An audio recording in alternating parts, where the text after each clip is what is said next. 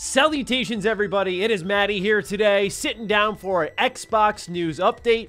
A lot of today's news revolves around Activision, the company that Microsoft announced they were going to acquire at the start of this year. Some of this news, most of this news, is quite displeasing, so just keep all of that in mind as we move forward. But at the end of this news update, there is some light at the end of the tunnel with a really exciting game that got an extended gameplay showcase. It has a release date now of October, and guess what?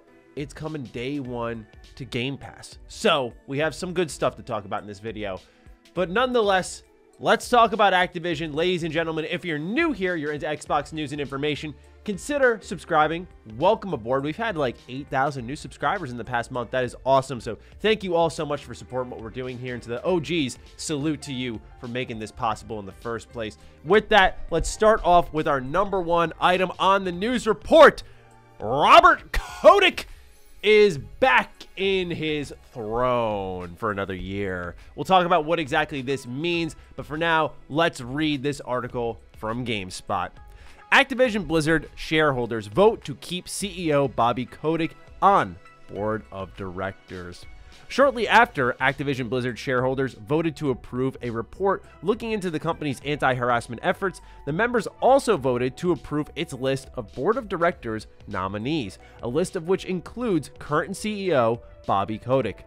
According to a document filed on June 21st, nearly 534 million shareholders voted in favor of the proposed board of directors, while only 62.5 million opposed the motion and 2 million abstained. Suffice to say, the proposed item passed easily.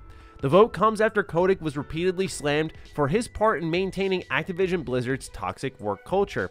Last December, the CEO was accused of hiding what he knew about harassment and assault allegations, as well as threatening to kill an assistant years prior. However, despite employees and shareholders repeatedly calling for Kotick's resignation, it looks as though he'll be around through 2023. This is unsurprising, unfortunately. The reason for that is because right now, as you know, they're in the process of being acquired, they being Activision, but they're still operating independently. So for them, it's business as usual. And that's keeping Kotick at the top because, love him or hate him, and many of us hate him, he's generated the company a lot of money, and money speaks, sadly, to a lot of these people more than what's happened with their workers and the culture that's been built up at Activision for years now. But again, this is a product of their independence, if you will. This is why Phil Spencer and the team at Xbox made it very clear that upon acquiring Activision Blizzard, that they would then be reporting to Phil, not Bobby. And that's an important distinguishment to make. But the reason why they're keeping him in power is because for them, this is business as usual. There have been a lot of reports circulating on what's going to happen to Kotick after the acquisition is done. And that's really where I want to focus my conversation, because to me, this, again, was totally to be expected. Now, there's been reports that Bobby Kotick will receive about a $15 million golden parachute, as they call it, out of the company, gracefully leaving the company, not being booted out, saying like, hey, you caused all this stuff, you supported this type of culture, holding them accountable. It seems like he's going to be gently let out of the company with a good chunk of change, and he'll go home happy at the end of the day. And while I'd love to see him be accountable for his actions, I think this is one of those means to an end things where once Xbox gets the keys to the castle, you just get him out no matter what. Because to me, that's already the start of an improvement. And it's clear that Activision on their own aren't going to do anything. If this shareholder voting session wasn't enough to tell you something, just earlier this month, they literally patted themselves on the back saying, our internal investigations reveal there was no reports of harassment being hidden away in our company. It's like, yeah, no, duh, you all aren't going to find anything. Of course you aren't, but there's a mountain of evidence over here that suggests otherwise. But I'm glad you're so lacking of self-awareness that you're going to stroke your own ego and say, we found nothing, we don't know what you're talking about. So yeah, they're going to defend things tooth and nail, and I think priority one, even above the games, of course, when Activision is taken over by Xbox, is cleaning house, getting new leadership in there, and putting some real structure in there.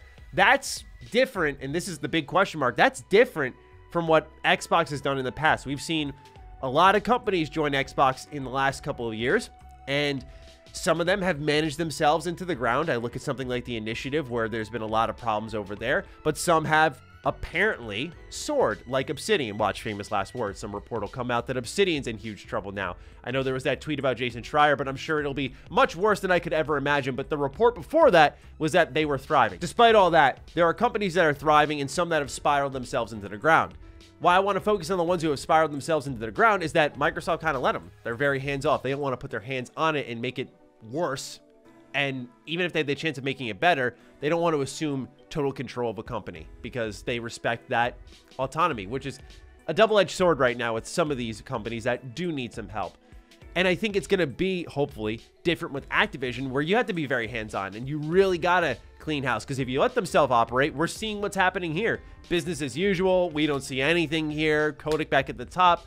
Nothing will change on their own. So that is where I think the conversation will pick back up.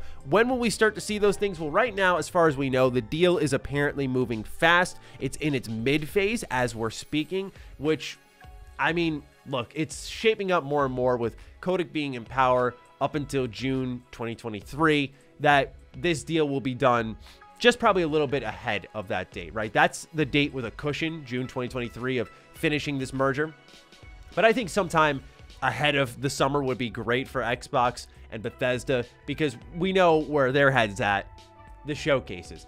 It will be a monstrous showcase to have that deal done and the thought process begin of what's exclusively coming to the platform, what's Activision going to bring alongside, because again, they do own some pretty baller IP. I know they suck, but they own some pretty cool games alongside Bethesda, alongside Xbox. It can be an exciting time, and I think Xbox wants that to be the focus and not this whole thing in limbo. So I expect them to kind of clean up shop ahead of this showcase that they're undoubtedly going to do, and I think that's primarily the focus. So don't expect much of the status quo to change up until spring next year. It's going to be a lot more of this junk here. And speaking of junk, we have a shitty decision that we have to go over.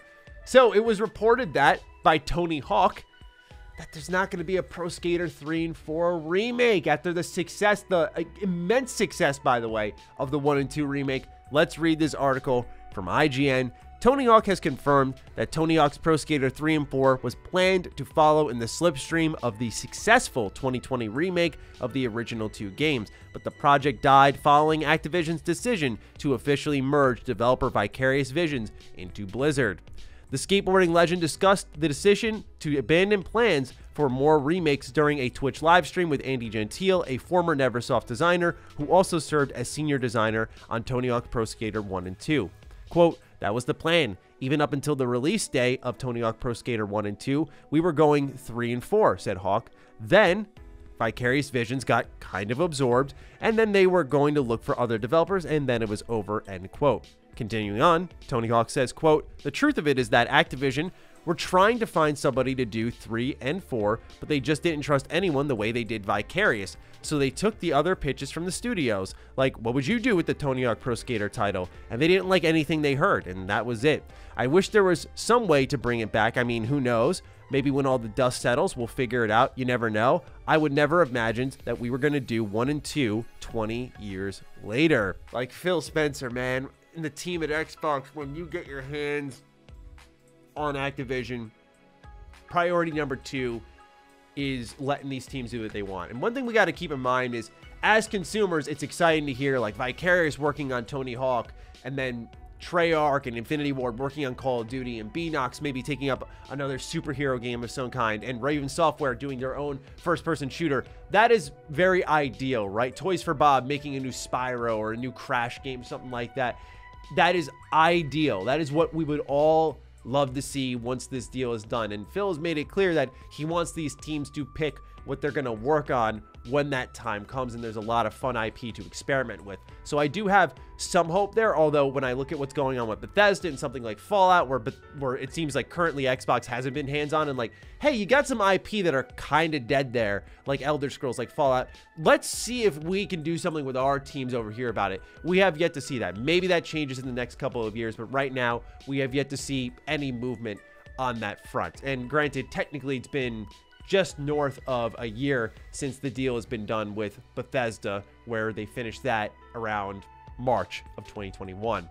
Still, with that in mind, I look at something like Activision. It's like, well, if they haven't been hands-on with Bethesda as of yet, are they going to be really hands-on with Activision? And I hope so. But again, my main point of saying all of this is what sounds great to us may not be great to some developers. Maybe some of these teams do actually want to be a part of the Call of Duty mill. I can't imagine it, because to me it sounds like being creatively shackled. You know, you're just tied to this one FPS franchise that has to be a certain thing. Maybe Call of Duty as we know it today changes through Xbox, where they're willing to experiment a little bit more, maybe shake up the development cycle like we've speculated a bit over time. We'll see what transpires there. But as it stands, I'm not ready to fully commit and say, clearly these studios all want to work on different things. I would love to see Vicarious Visions free, making more Tony Hawk games, getting to finally the GOAT, American Wasteland, and remaking that one, baby. Getting to the Underground games, bringing those back in remakes, because the 1 and 2 remake, I haven't played it, but I have seen and heard a lot of great things about it. And I'm ashamed I haven't played this, because like many of you out there, like the Tony Hawk Pro Skater franchise, I skateboarded a lot when I was a kid, and between those games and Skate, I was just grinding those literally constantly. So it's a real shame to see that they've made another boneheaded decision here, where it would make at least a semblance of sense if you looked at what happened with Tony Hawk Pro Skater 1 and 2 remake and went, oh wow, that bombed. Like, that didn't really sell well at all. Because at that point, if you're being a business, it doesn't matter if the game's great. It matters if it sells. And you're like, oh, dang, that didn't really light up the sales chart. Okay, but when it sells millions upon millions of copies, no shortage of sales, and you still fold them into the Call of Duty machine, that's where I'm like, you got to be kidding. Is it never enough? It reminds me of Fortnite. I always bring this up, but when Fortnite cannibalized Paragon, not because Paragon, this cool third-person MOBA, was bad or failing, but because Fortnite was bigger and they just wanted to feed that beast more, they fold the whole team working on Paragon into the Fortnite development team. And it's like, I think Fortnite still would have been as big as it was today, even if Paragon existed and they had a small team of like 40 working on it.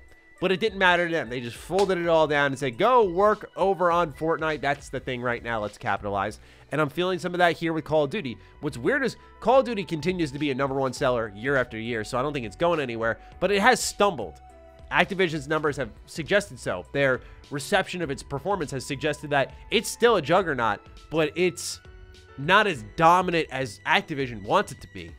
And so you'd think they would want to diversify their portfolio a little bit, so if Call of Duty, heaven forbid, fell down, you had other things to pick it back up, but instead they've put everything in the Call of Duty basket. Your guess is as good as mine as to what the hell the rationale for that is, but anyway, they're trying to make money, and apparently Tony Hawk's not going to make them enough, so hopefully this is something that does get undone with the Activision Blizzard deal. We'll see. It can be a real golden era for Xbox if they are able to pretty much have a masterclass here of fixing Activision in this perfect world, but also like nailing down fun, exciting IP and reviving them through their platform, through Game Pass, through player counts. We'll see. But for now, let's end this video with some positive news. One of the biggest day one Game Pass drops this year is a Plague Tale Requiem. This game gives me Last of Us 1 vibes. I really love the grittiness of it. And if you haven't played a Plague Tale Innocence, it's available on Game Pass. It is fantastic. A beautifully directed video game. Every ounce of space, every little bit of gameplay, cutscene is there and meant to be consumed. And that may sound weird to say, but what I mean by that is there's no fluff, there's no filler.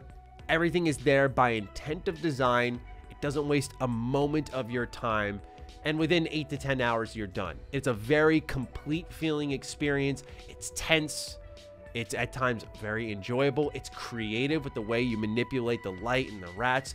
And it looks like they just turned it up to 10 in every single area for a Plague Tale Requiem. The visuals are beautiful. The areas are more open, my only criticism of the base game. The combat looks way more visceral. There's more creative options for the rats and manipulating the lights. The stealth mechanics still look tense, but because areas are more open and dangerous and you have the opportunity to defend yourself, it's even more intense. The story looks heavier.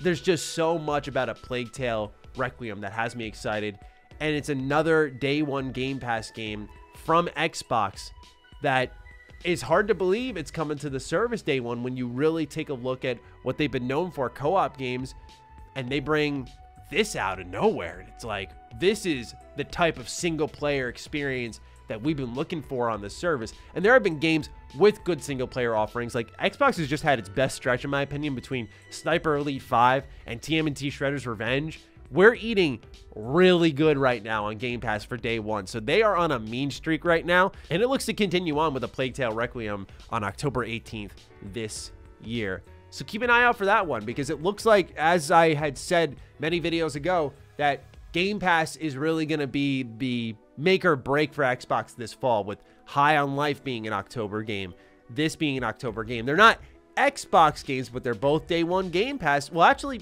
sorry, let me reword that, because High on Life is a console launch exclusive, but obviously it won't permanently be that. So, look, they're doing the best they can. I know it's no Starfield or Redfall, but I'm very excited. This game was already one of my most anticipated games of the year. We just needed a date for it. It looks excellent. Can't wait to play it. So that's all the news I got for you in today's video. A lot on Activision Blizzard, some real silly decisions being made over there, but don't worry, the clock is ticking, and hopefully, and I'm just hoping that Xbox, when they get their hands on them, they can readjust things properly.